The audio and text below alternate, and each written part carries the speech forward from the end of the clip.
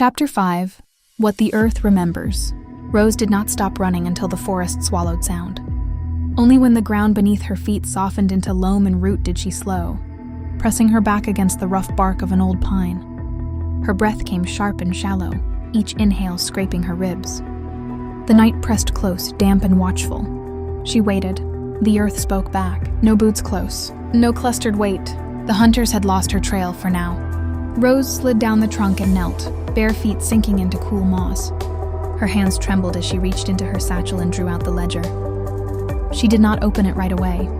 The leather was warm from her body, too warm, as though it remembered the man who had written in it.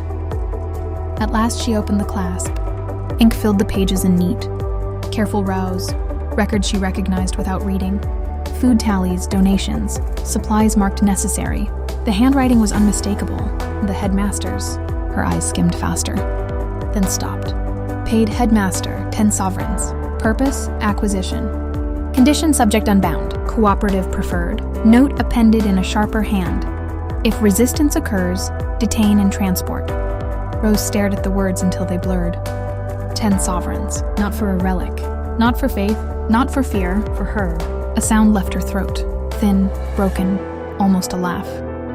All the years, the locked doors, the bruises explained away. The way he had always looked at her like she was already gone. He hadn't been afraid of her. He had been waiting. Something inside her went very still. When Rose closed the ledger, her hands no longer shook. The village did not need her screams. It needed the truth. Dawn crept pale and quiet over Serinvale. The kind woman's cottage glowed like a small hearth against the misted fields. Rose watched from behind a low ridge, feeling the children's soft heartbeats beneath the thatch. They slept. That was enough. She moved low and careful, bare feet choosing stone and root. At the back window, she eased the latch and slipped inside. The cottage smelled of rosemary and old bread. A lantern burned low beside folded cloth. Rose unwrapped the ledger just long enough to turn to the damning page. Paid headmaster, 10 sovereigns. Note, bring proof. If arranged capture not possible, detain and transport. She tore a narrow strip of parchment from the back, just enough. She copied the crucial lines in her own neat hand, folded the strip, and slipped it beneath a sachet of mint and lavender, the kind the orphanage always gave in thanks. She placed it where mourning hands would go first. One glance would be enough. Rose wrapped the ledger again and slipped back into the mist. By mid-morning, Serinvale was no longer quiet. Voices tangled in the streets, anger, disbelief, hurt. The earth carried it all to Rose, where she waited beyond the hedgerows. The headmaster's treachery rippled outward like a cracked bell.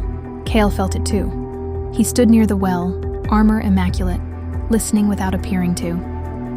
Whispers carried his name. His gaze flicked once, sharp, calculating, toward the orphanage. So, the girl had acted. He turned and mounted without ceremony.